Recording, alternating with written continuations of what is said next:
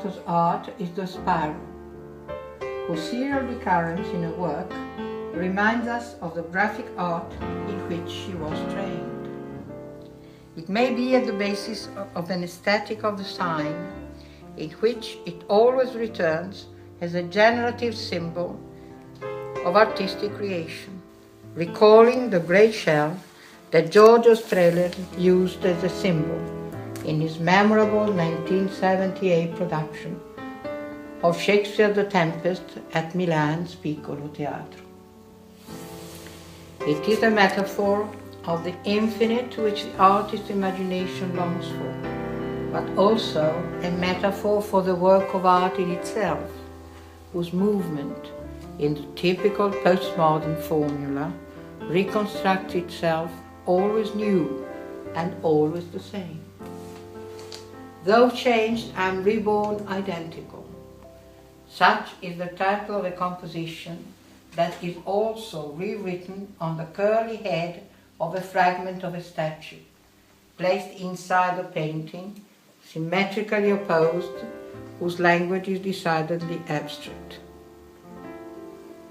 Yet Migotto also works on the spiral as a metaphor whose expanding and self-reconstructing attracts different objects into its vortex.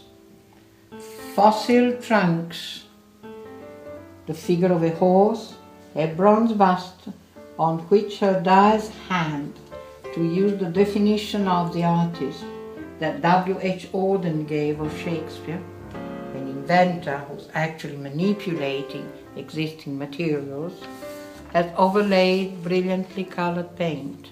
and a collage of fragments of other objects. The result is an effective synthesis of Migotto's varied practice in the visual arts, graphics, painting and sculpture, as well as a striking suggestion of the fascination of the discoveries of the bronze Adriace, on which the underwater marine life had inscribed itself, like writing engraved in metal.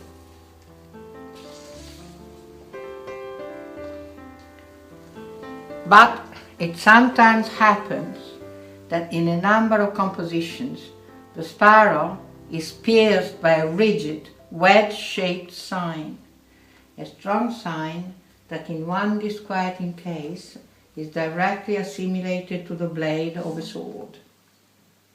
It is as if to reveal that the aspiration to sense and perfection,